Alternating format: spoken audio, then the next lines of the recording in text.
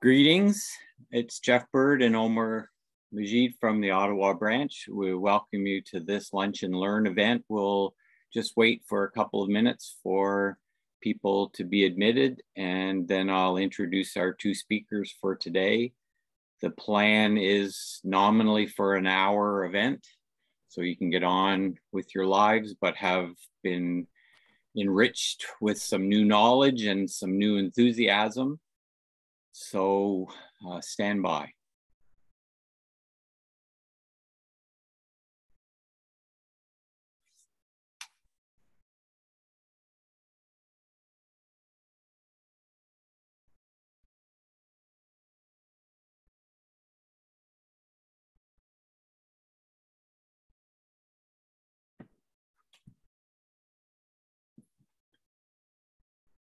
We're just holding for maybe one more minute for people to join.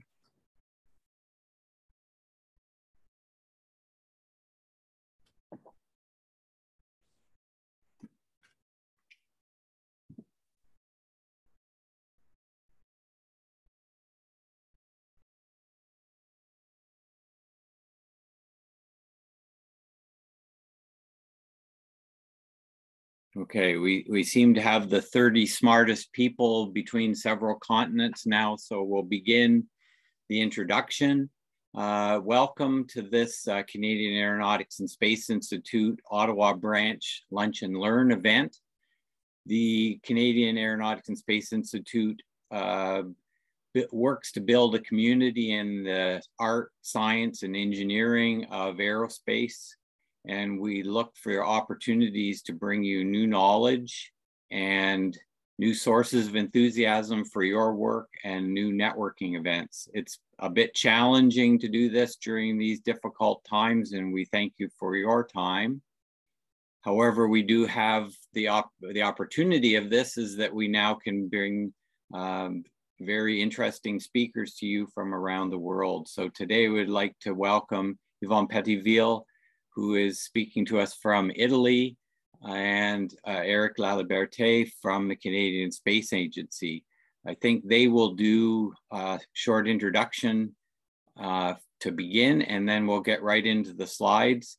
Please go ahead and post any questions or comments in the chat. We'll try and pass those questions on to people in the last 10 or 15 minutes for a question and answer period. So go ahead, Yvonne, and welcome, and thank you, Yvonne and Éric. Thank you very much, Jeff. Thank you for inviting Éric and myself today to give this presentation. It's really a real pleasure to be with you today. So I will just introduce myself briefly. I guess there were some more details in the poster that you've circulated before the conference. So you can realize that from my accent, I'm not from Texas, but I'm coming from Bordeaux in the south of France, and now I live in Italy, in the south of Rome, working for the European Space Agency. So I've been working with the European Space Agency since 1988.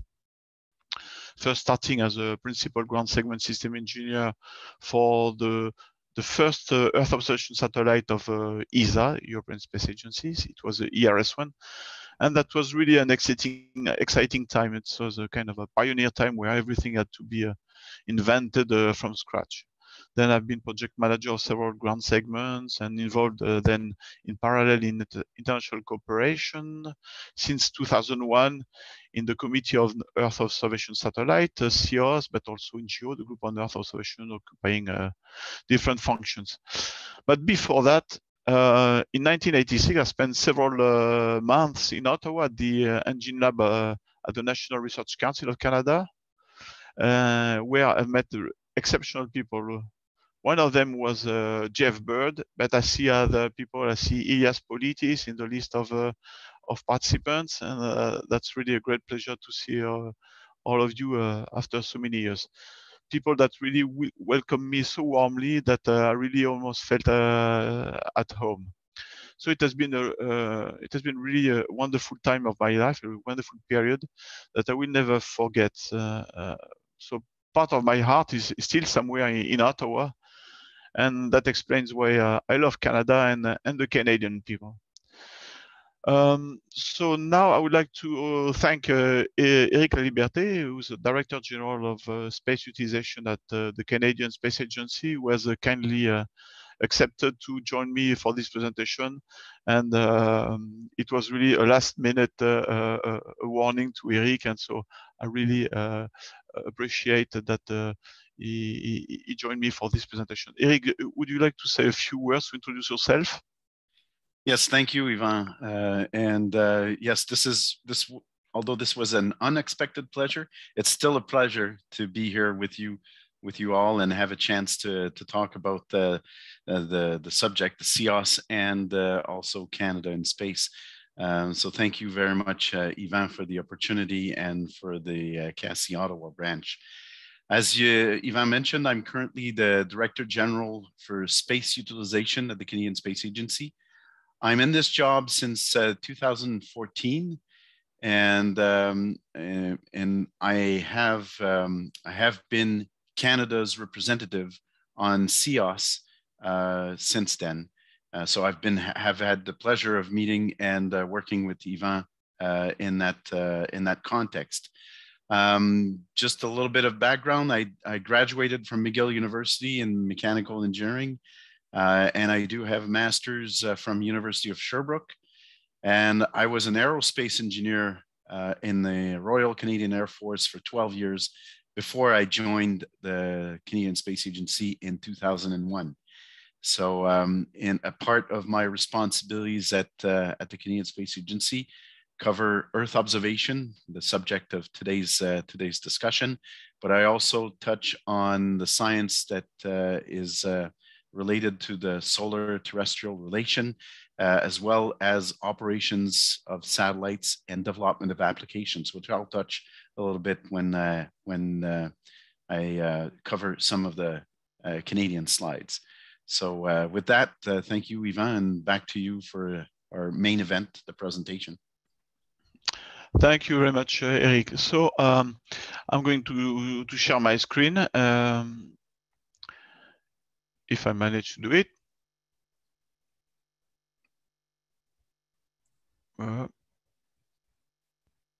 Just hold on a sec.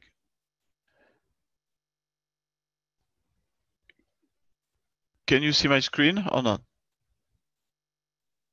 Not yet. No, not yet. So I guess I've made a goof.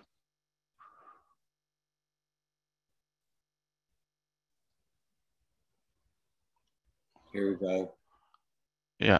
Now just give me one second. Okay. So the presentation of today is to illustrate the excellent worldwide cooperation between the space agencies that have Earth observation programs. Space agencies, so CEOS regroups most of the most famous space agencies. I will start with the Canadian Space Agency, of course, and the European Space Agency, NASA, NOAA, USGS, the Japanese of JAXA, etc. So you see me with the tie. It doesn't open very often, but just for today, I wanted to show you myself with a tie. So today we will provide you with an overview of CEOS, and Éric will provide more detail on the current status of the space sector in Canada, and then we will show you through a series of examples that outcomes, achievements of the CEOS community. So CEOS regroups 61 agencies that operate roughly 180 satellites carrying a bit more than 400 instruments. And the Canadian Space Agency, CSA, is a key member since 1984, so almost 40 years.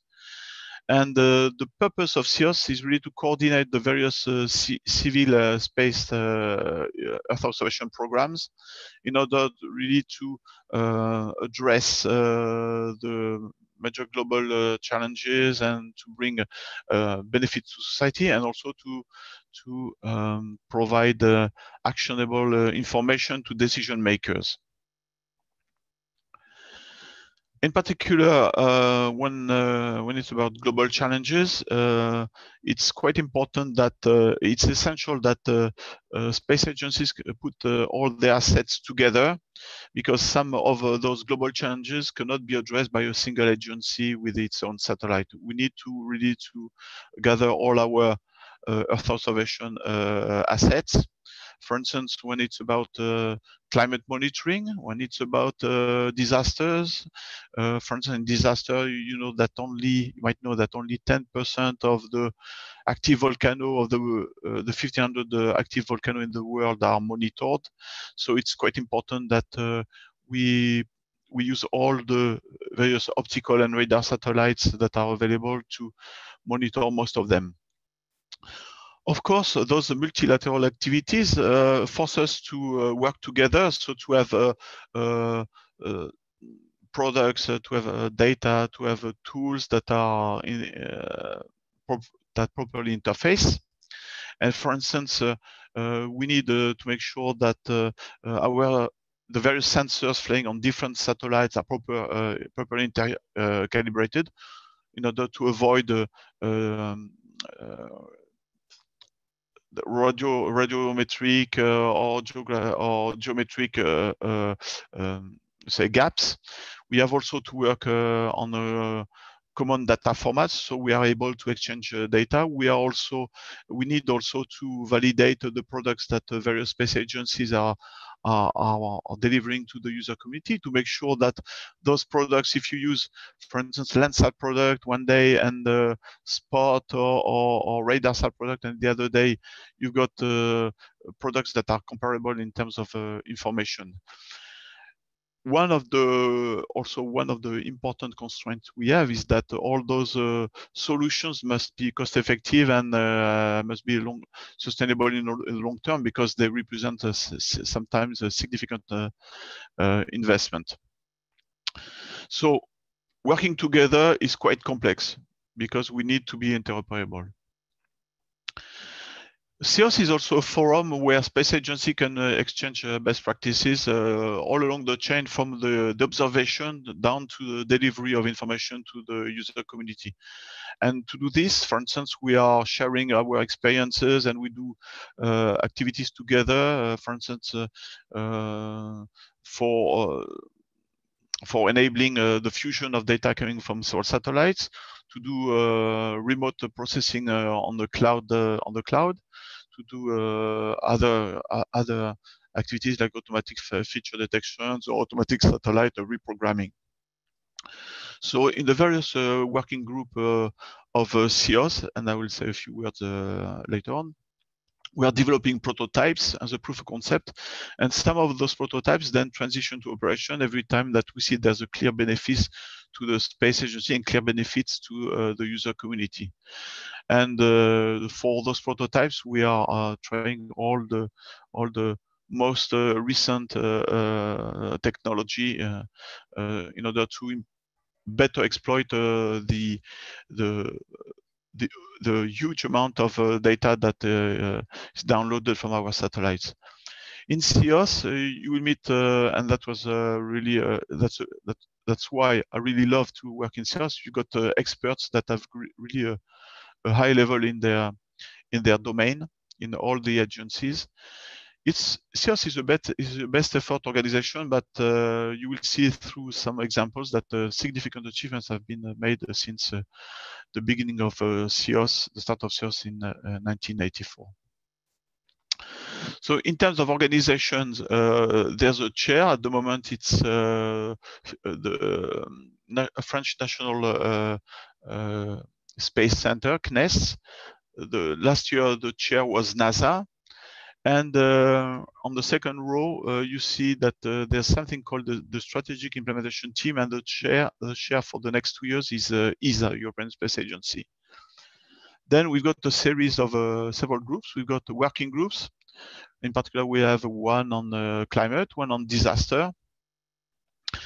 And we've got some groups, some working groups that are transversal, like calibration and validation, and other working group working on the information systems and services. We have also a working group dedicated to training, capacity building, etc.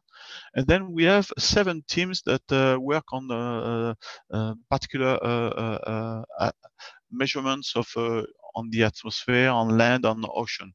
Like for instance, ocean surface topography that gives us some information on the sea level rise, for instance, or atmospheric composition. We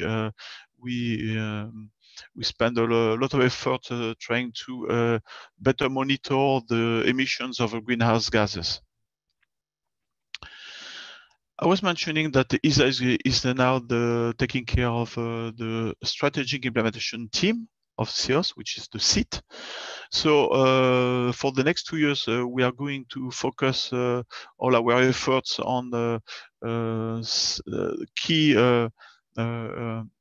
international agreement from the United Nations on climate, on the Sustainable Development Goals, on disaster risk reduction, all those have been signed in 2015, but also on resilient city and human settlements. This is something which is quite important when you know that the population megacities will double by in 2050. So there are many problems and many issues that have to be solved due to this trend. Also in disaster, we have also in the coming century, we expect that large increase in the human and economic losses. Once because I've mentioned that the population megacities will double by 2050, but also because of the extreme weather events that will triple by the end of the century. And you can see these days, for instance, in North America, in Europe, you can see an increase of the extreme weather events in drought, in so fires, wildfires, in floods, etc. So these are domains where satellites, Earth observation satellites, are really important because they can provide a very accurate measurement, observations of what's happening on the ground. And to do this, so we are going to use all the assets that are owned by the various space agencies that form the CEOS, but also we are working more and more with the industry to also exploit all the commercial satellites. We look also, we are working on the definition and of new satellite missions that will better help us to respond to all those global societal challenges. And we are working with new techniques to really better exploit all the satellite data. So now I will give the floor to you, Éric, who will give an overview of the Canadian space sector. Thank you, Yvan. And Yvan has done a great job at setting the stage of what is CEOS and the objectives, the desire that inhabits all of the space agencies to work together. And that's a key point. CEOS is about working together. So it's not just meeting and having discussions. It's planning for work. It's going forward. So therefore, when you do be part of CEOS, you want to bring in capabilities. You want to bring in some expertise, some assets, and a force that can support the objective of CEOS and the global challenges that we want to answer. So in the next few slides, I'm just going to give you a little bit of details about the Canadian capability that we bring to the table. First, I have to say that space is everywhere. So we are considering producers of space assets, of traditionally, we looked at the space sector, and I'll come back to that, but we looked at the space sector as producing satellites, producing capabilities to measure from space. But more and more, we're looking at users and the capability to utilize the data and the observations that we're making from space. On this slide, you have a list of different organizations from the Government of Canada that are involved in one way or another in space. So either using space information that is gathered, and some of these departments like agriculture, environment, climate change, the Natural Resources Canada do transform information that they gather into products that then they basically distribute to all the departments, to provinces, and to different users in Canada. I want to stress that Yvan mentioned that Canadian Space Agency is part of CEOS, but we do have the advantage of bringing in the expertise of Natural Resources Canada as well to the table, namely the Canadian Centre for Mapping and Earth Observation, which is a great help in some of the working groups that we have. Next slide, Yvan. So I mentioned capabilities. I mentioned a force that we bring to the table. Here you have a few numbers, basically, that describe the Canadian space sector in numbers. And the Canadian Space Agency does publish the state of the space sector regularly. So these can be updated. You have the numbers there from 2018. It's basically, it's a significant contribution, and it's, although a small relative sector, if you compare it to the automobile, for example, or this being CASI, the aeronautics sector, nevertheless, it's a highly qualified area of employment. And the next slide, we can cover the workforce.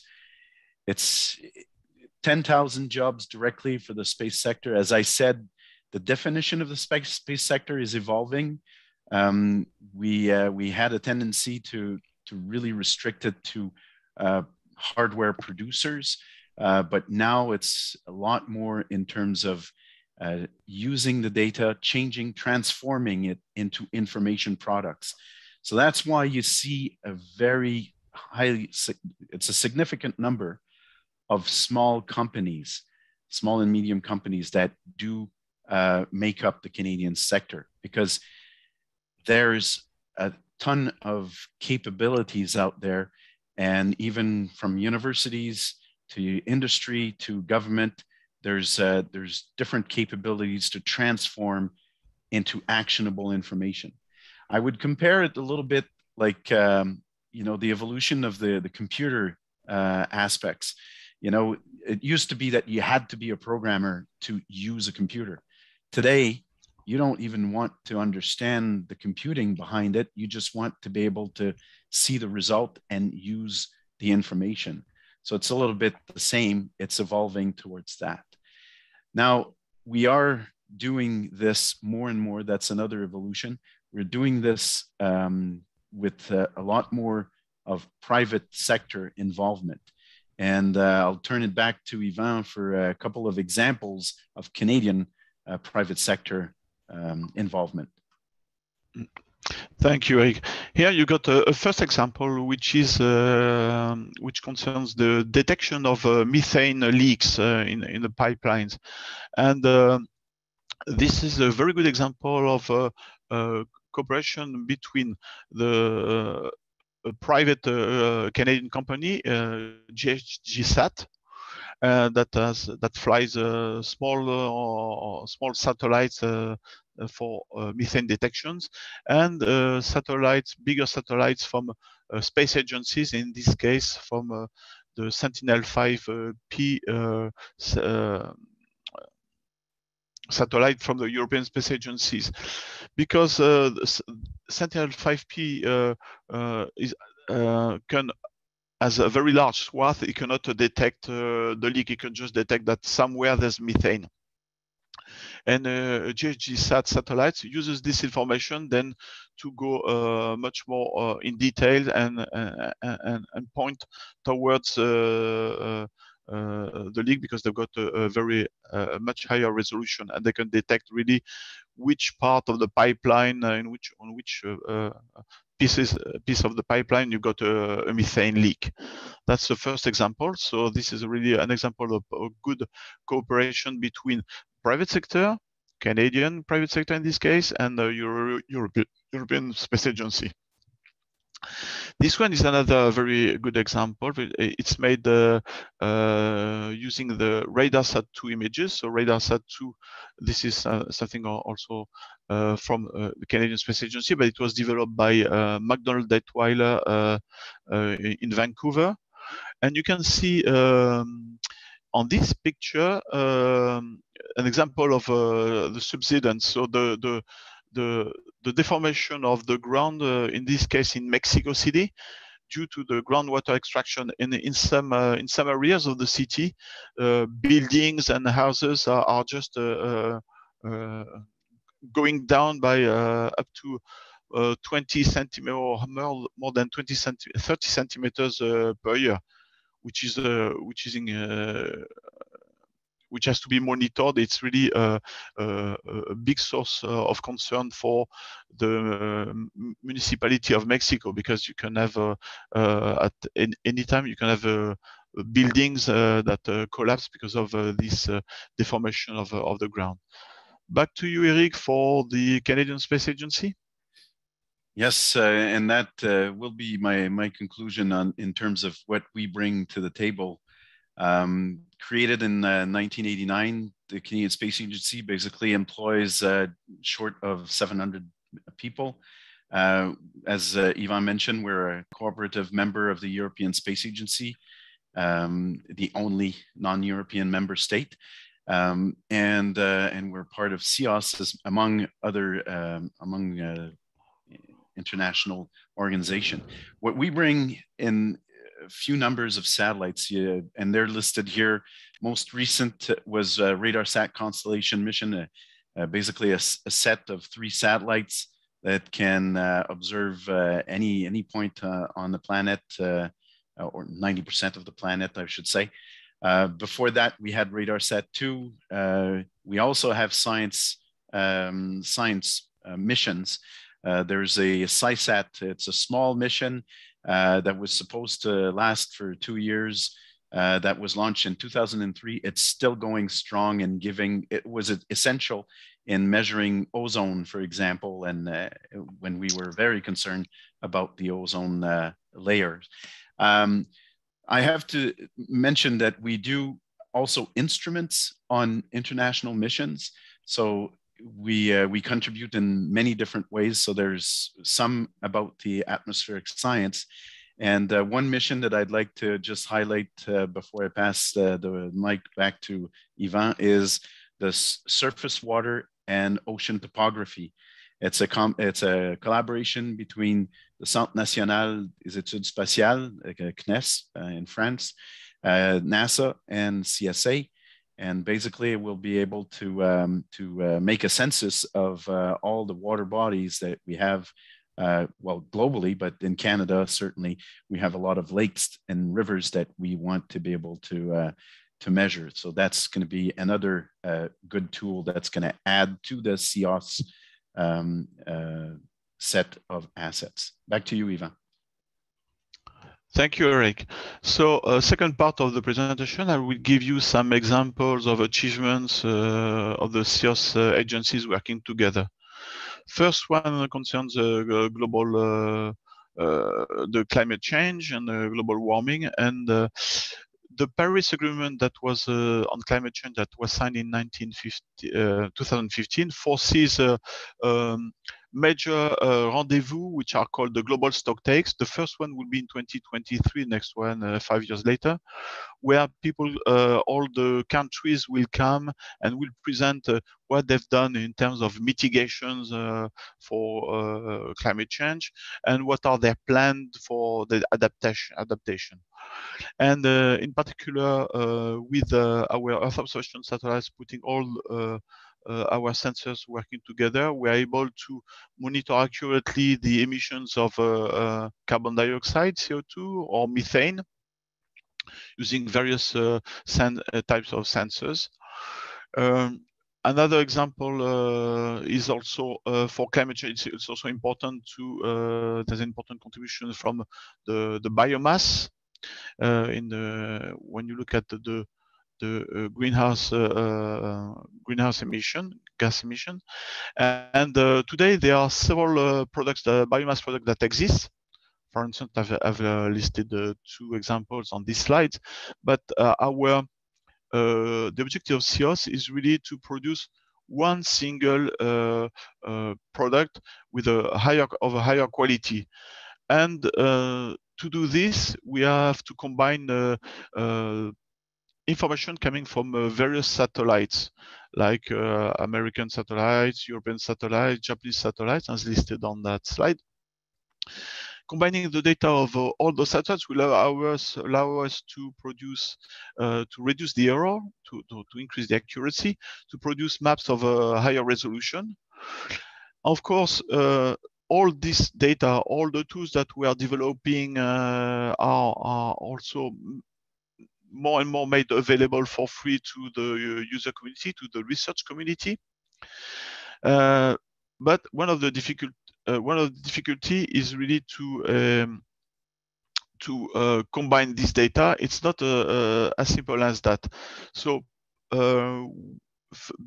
before doing this, we had in CEOS we have worked on the definition of a protocol in order to validate the biomass products that are being created. And to do this, this protocol has required the efforts of more than 50 persons for 40 CEOS and non-CEOS organizations, 4 years of work. And the result is 200 pages that, if they are carefully followed, will allow us really to produce the best biomass product ever for the benefits of the research community. Also, one important thing is that when we've got our satellites flying, we have to calibrate them, and we compare the sensors together, but also we calibrate them with thanks to calibration infrastructure on the ground. And on this slide, I mentioned one of the calibration network that has been developed by CEOS that is allowed for the radiometric calibration of optical sensors and validation of optical images. It's made of 4 sites, one in France, one in Namibia in Africa, one in China, and the last one in Nevada in the USA. So, and the RadCalNet has been made could be developed thanks to the cooperation of our various space agencies in CEOS. Another example is of use of the cooperation of space agencies together in CEOS is the Haiti. You know, Haiti is maybe not the place where you would like to go on pension because it's the poorest country of the world, but it's also a country which is prone to earthquakes. And also it's during the summertime and autumn, it's also hit regularly by hurricanes. Like in 2010, for instance, when you remember there was a big earthquake and about 250,000 people lost their lives. 300,000 people were injured, and the 3 million people in Haiti have been affected by this 2010 earthquake. Again, in 2021, there was another earthquake of 7.2 magnitude, and 10,000 of people were left homeless. More than I don't remember 1,400 or 500 died, 7,000 were injured.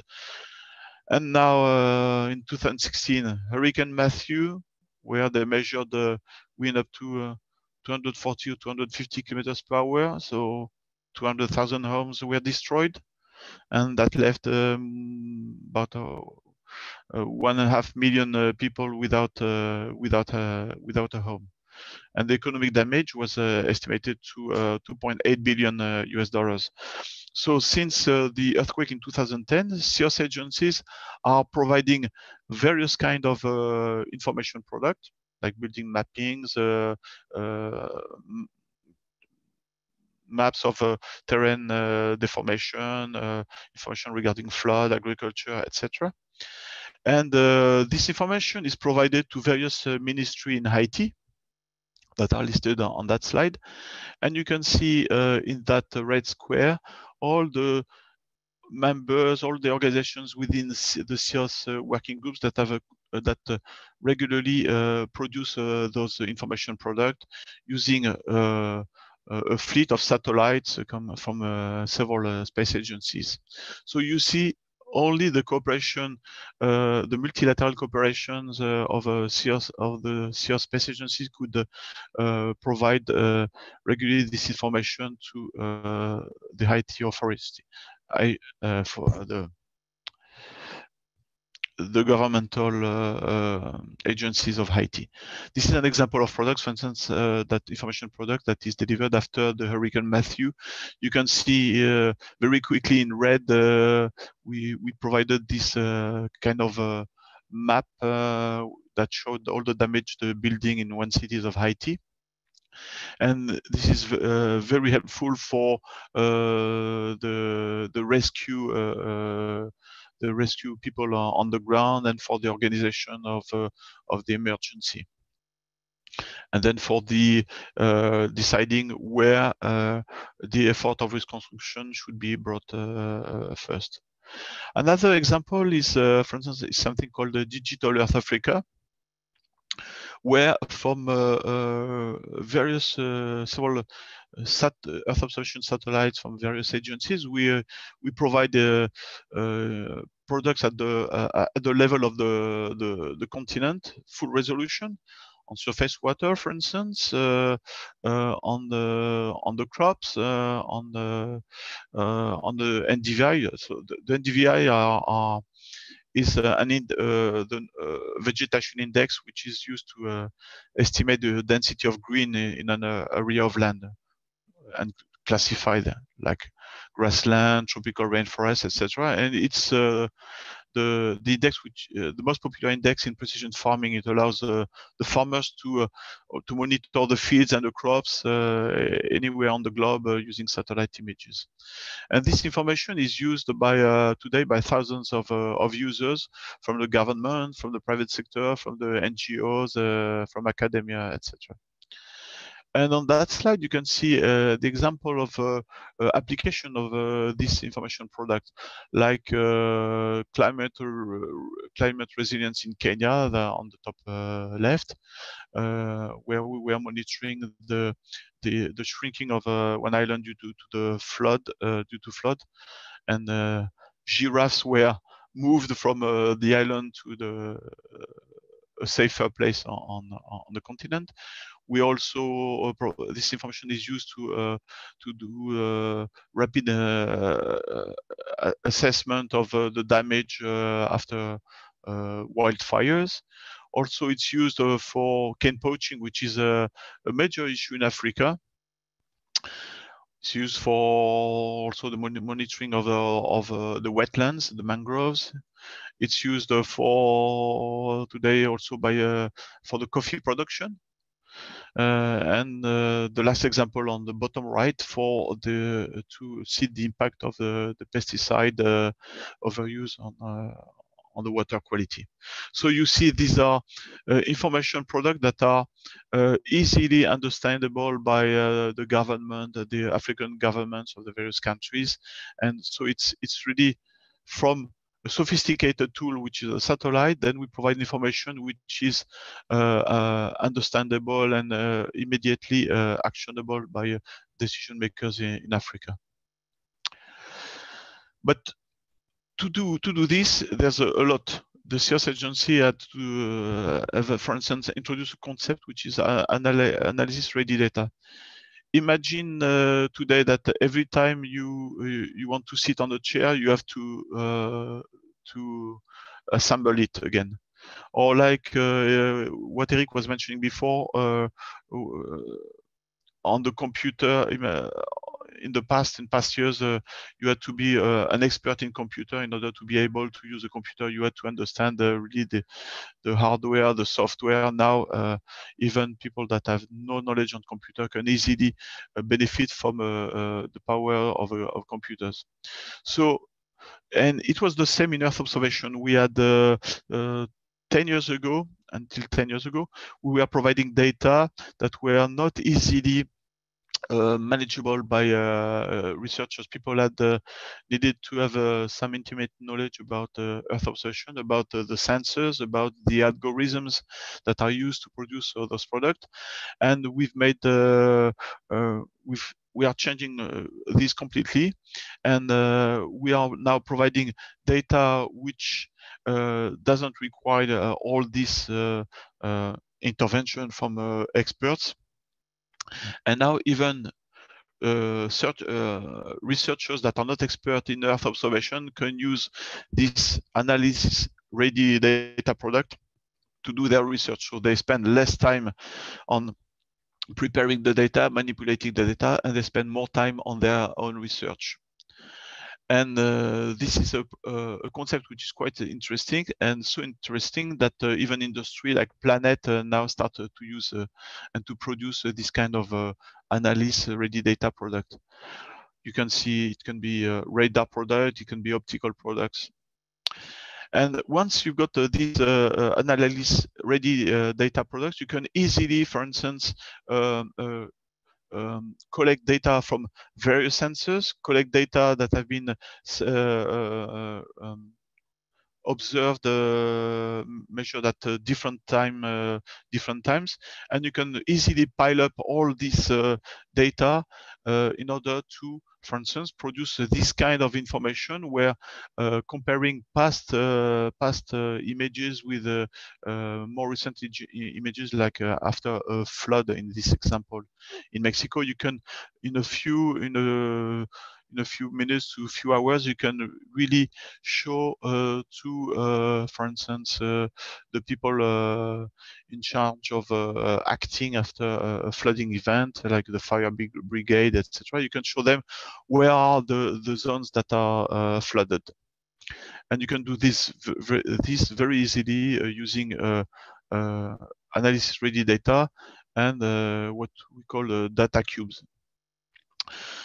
So I've shown this example. I've mentioned the data cubes, which are those pieces of software that allows you to pile up thousands of images and comparing them and extracting very useful information. All this software that has been developed within CEOS is now provided free of charge to everyone who wants to replicate those pieces of software and to use the algorithms. And you can see on that slide in yellow all the data cubes that have been installed, implemented in the world, in particularly, for instance, in Africa, using the software that had been developed in the framework of CEOS. And you can see in red also all the ones that will be are either under development or that might in the future be installed. So we are promoting the open science, the sharing of data, of software and technology.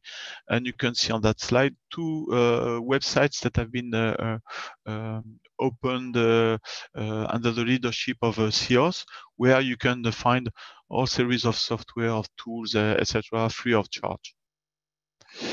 We have, I've mentioned that we have also a capacity building working group, and they organize regular training, webinars, and for instance, on this example, there was one webinar on the use of Jupyter notebooks. So it's a big effort, but we see that those kind of webinars also are very appreciated by the community of users, and it helps to increase the community of user of space observation data.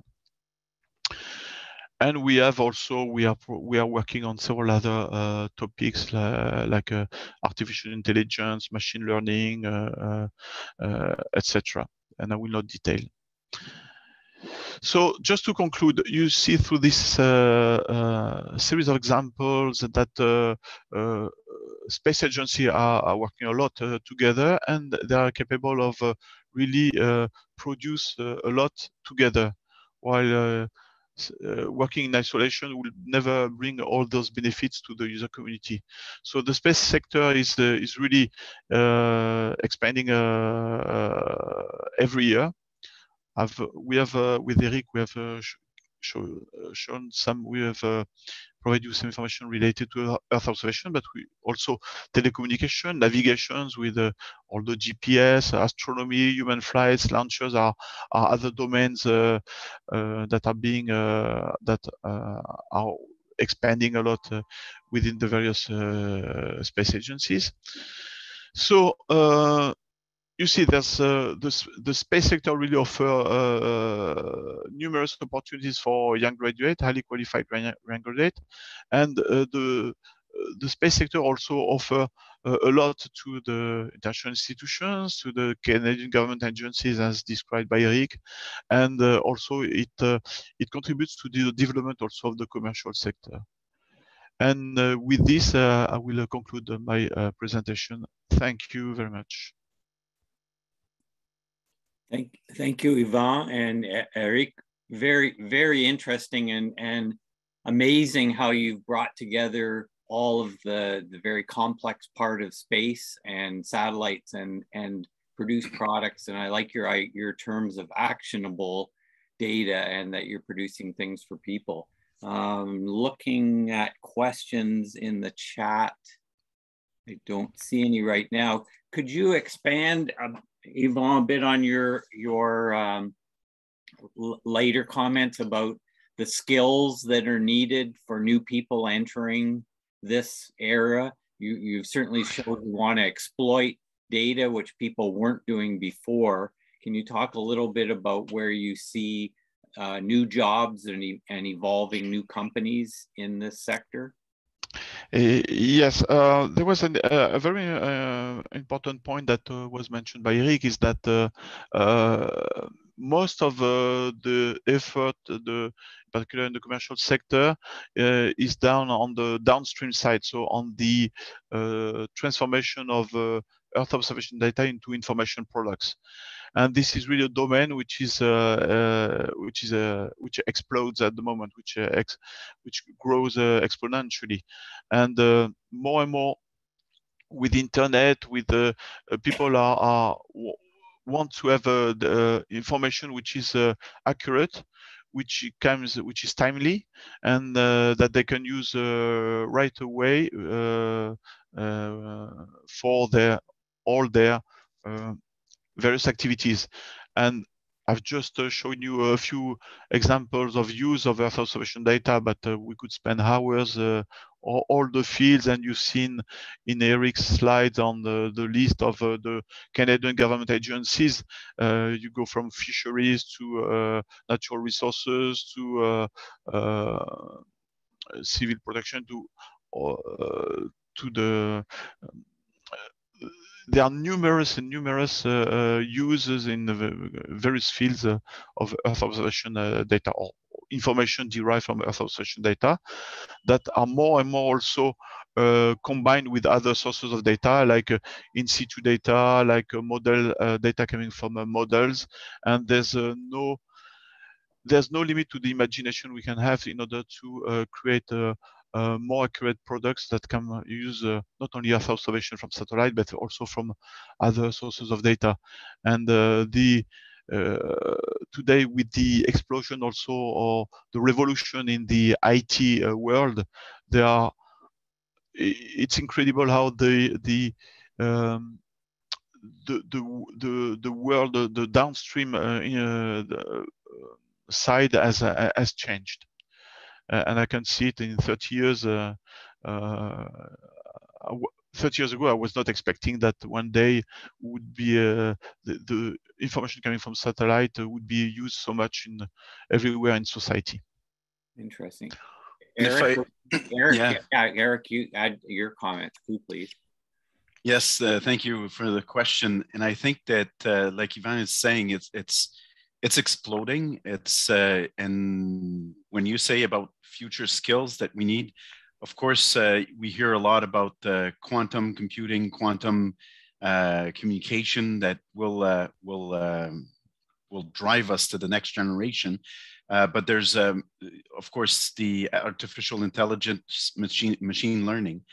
But one of the things that we're seeing more and more, as Yvan pointed, is the fusion of different sources of data, different types of information and expertise. So now what we're seeing in universities, and I can think of a few in Canada that have a space program, they are not leaving it to just science and engineering, but they're beginning to include social sciences into the mix, because it's again, it's information, it's data. One thing that I can think of as well as an example is the fusion of traditional First Nation Inuit data or knowledge, with satellite data. We just last week we portrayed the Arctic Eider Society that is going to develop or improve on their ice mapping capabilities.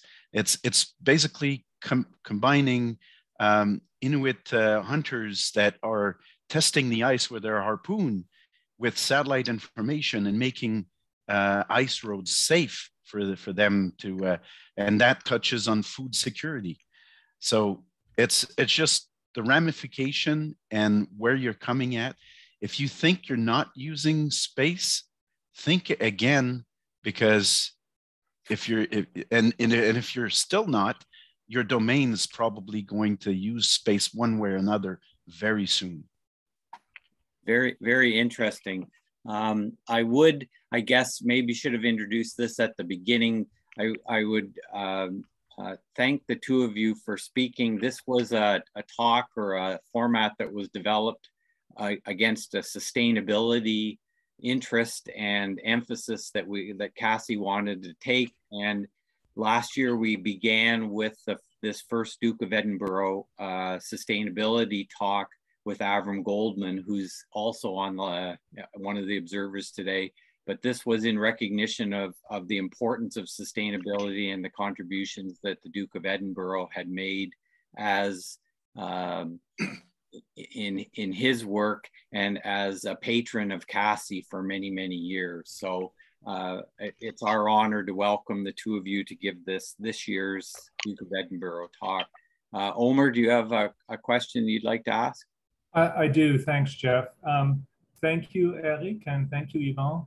Very interesting presentation. Really opened my eyes to Earth observation satellites and what's going on in this space. And yeah, to the theme of this lecture, I have a three-part question directed to both of you. How are Earth observation satellites used for measurement of anthropogenic GHG emissions? What is the accuracy of those measurements? And how are those measurements contributing to essentially the policy development surrounding climate change? That's a difficult question. This is really, I've mentioned that we are supporting the preparation of the next global stocktake in 2023. And at the moment, there's a particular effort which is done by CEOS to prepare this, the support, our contribution to this global stock take, the next one, where we are trying to improve the measurement part of the greenhouse gas emissions. Of course, we work with the research community, and this is really the climate research community that through the improvement of models, through comparison of products that can and will refine, improve how do you say, the interpretation of the measurements and transformation into information that can be used by the politicians, like things that are from the measurement on the ocean surface topography. Then you can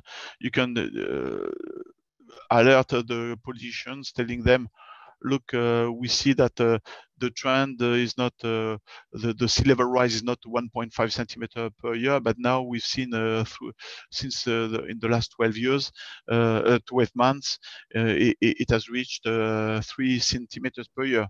This is information which is easily understandable by the politicians. We can, so our part on the space agencies is really on the observation side, on the measurement side, and then we can't. We need the climate researchers to really be able to transform this information into something which is more understandable by the people that will that are involved in these discussions at the global stock take and the Paris Agreement, etc. So the precision, it's difficult to say, because there are still in terms of greenhouse gas emissions, there's and in particular you mentioned the anthropogenic part of the greenhouse emission. It's something which is not easy to measure, because what we observe from satellite, we observe, for example, there's a CO2. It's not easy to determine from the satellite. Cannot say the CO2 comes from industrial activities, for instance, or it comes from the transformation of a biomass into so natural emission of CO2. And thanks to, so we need also the models and other types of measurements in order to be able to distinguish the part which is due to the human activity to the part which is natural. And this is improving, and these days we've got within CEOS we've got several experts that are working on that, trying to really improve this distinction between what is anthropogenic and what is natural. Okay, thank you, Yvon. And Omer, you've got some people in the chat also that seem to be connected to this. Just to add to what Yvon is saying, I do agree with what's in the chat, that there's a lot of calibration validation that has to take place. Scientists are combining information and to accuracy. I think that the point is we try to use different sensors, different ways of measuring. As in the example that Yvon was saying, you know, with a Sentinel and basically a European satellite, you have a wide area and a broad idea, but you can use, you know, a private sector GHG Sentinel, not Sentinel, sorry, satellites. Not yet. That's it. No, GHG satellites that are observing basically the more precise points.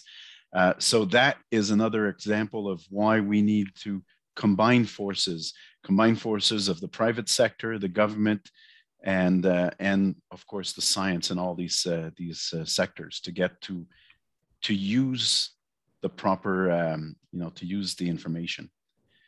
And if I can, I just like to add to you know, when you mentioned, you refocused, Jeff, the point that it's sustainability. And I think that that is one thing that Yvan has mentioned also, or if not, I just want to reiterate that CEOS is looking at how we can help in, you know, the sustainable development goals that were set, and those areas that that we try to combine forces in order to see how can we measure and how can we, because if you measure it, then you can improve it, just like we proved with ozone.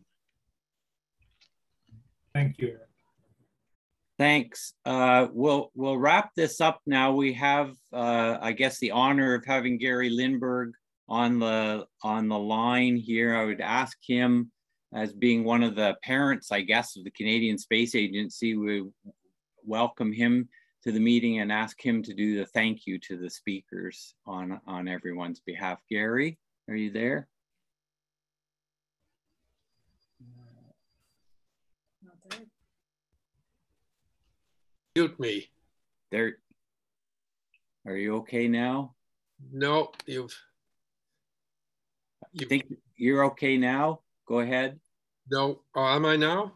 Yes, go ahead. It says I can't. Well, we're hearing you. You're hearing me. Well, then I won't worry about the video. That's good.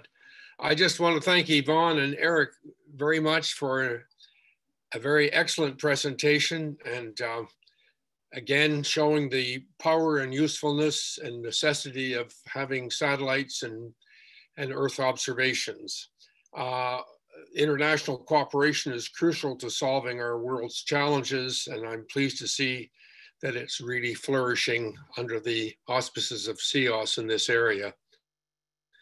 The last note I would make, that I had the privilege of being the Canadian delegate to CEOS for a number of years, ending up to 1997. And at the time I left, CEOS was wrestling with the challenge of how to encourage people to use the data that we were providing. And I think Yvonne noted that 10 years ago, a lot of users still found satellite data not as useful as it might be. And I'm very pleased and almost ecstatic to see the changes taking place to make the data presented in the formats that are useful to the users. And so I congratulate everybody involved, and I think it's an essential effort to continue this international cooperation. Thanks, Yvonne. Thanks, Éric. Thank you very much. Thank you very much. Okay, and thank everyone for their time. I really appreciate everyone, and Éric and Yvonne, a special thank you today, and the recognition for your Duke of Edinburgh sustainability talk is most appreciated. A little reminder, we've just today finalized a date, I think in the latter part of February, to have a talk from a Honeywell expert on the James Webb Telescope. So we'll continue our space theme later in February, and thank you all. Have a great afternoon, and everyone stay well. Take care. Thanks again. Thank you very much to all. Thank you. Thank you, Yvonne. Talk to you soon. Thank you, Jeff. Thank you. Thank you. Bye-bye. Thank you.